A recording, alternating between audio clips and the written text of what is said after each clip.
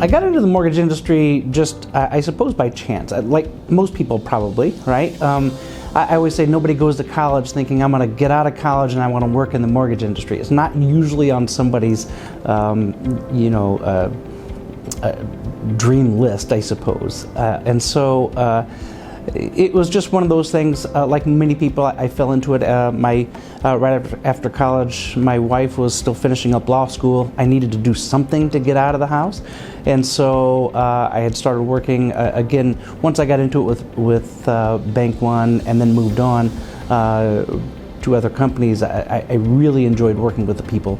Really enjoyed what I did, and so it's just kind of, it's one of those things where I think once you, we always say in the mortgage industry, it's like the mob. Once you're in, you can't get out. But oftentimes it's certainly by choice. I mean, it's rewarding. I graduated from a small school in Sheboygan, Wisconsin in 1989, and I got into mortgage business starting in 1992, and I've did all facets of the mortgage business. I've ran underwriting, I ran secondary marketing, I've originated mortgage loans, and now I've been at the Federal Home Loan Bank for the last 15 years.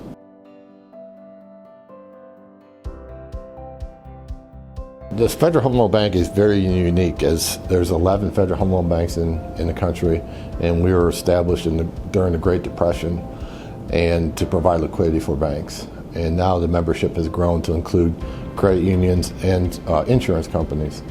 And it's the primary source of business is to provide liquidity for our members. In 2001, we started the Mortgage Purchase Program, which was our AMA product for our bank. And back then, the reason we started is for our smaller members to have access to the secondary market, because not everybody can sell through Fannie Mae and Freddie Mac.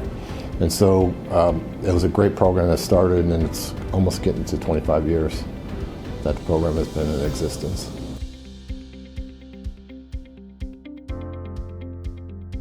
I would recommend IMBA membership to others in our industry, because this is something, certainly we have a lot of shared goals between what we do, but this is an association with an objective of sustaining and improving the industry in which we work in.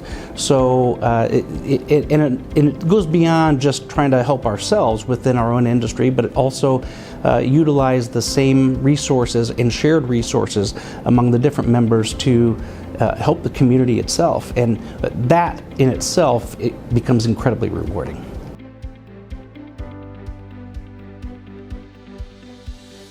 A little trivial fact, I played college football, and I've always had a passion for football. I always thought in a different life I would have been a sports agent, and I tried to get into sports agent and also scouting for football when I was right out of school, but just never materialized. But if I had to do it all over again, that would be the underline of work that I would pursue.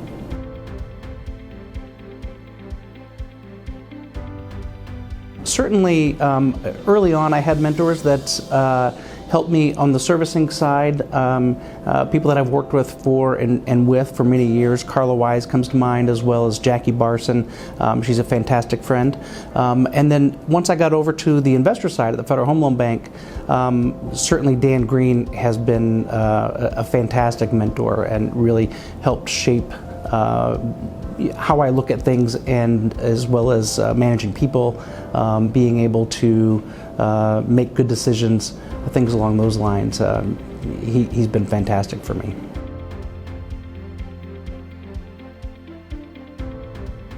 I've been married for 32 years. I have 3 adult children. My youngest is 23, and he's getting his master's in aerospace engineering. My other 2 graduated college, and 1 is married, and my middle daughter is getting married next August.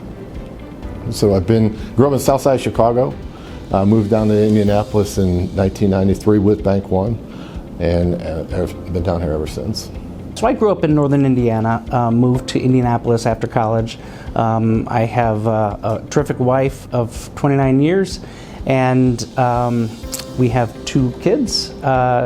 I don't want to call them children. They're both, my son got married last weekend, last Friday, so very excited about that. My daughter is a senior at Ball State, so soon to graduate, and looking forward to see what she does in the future.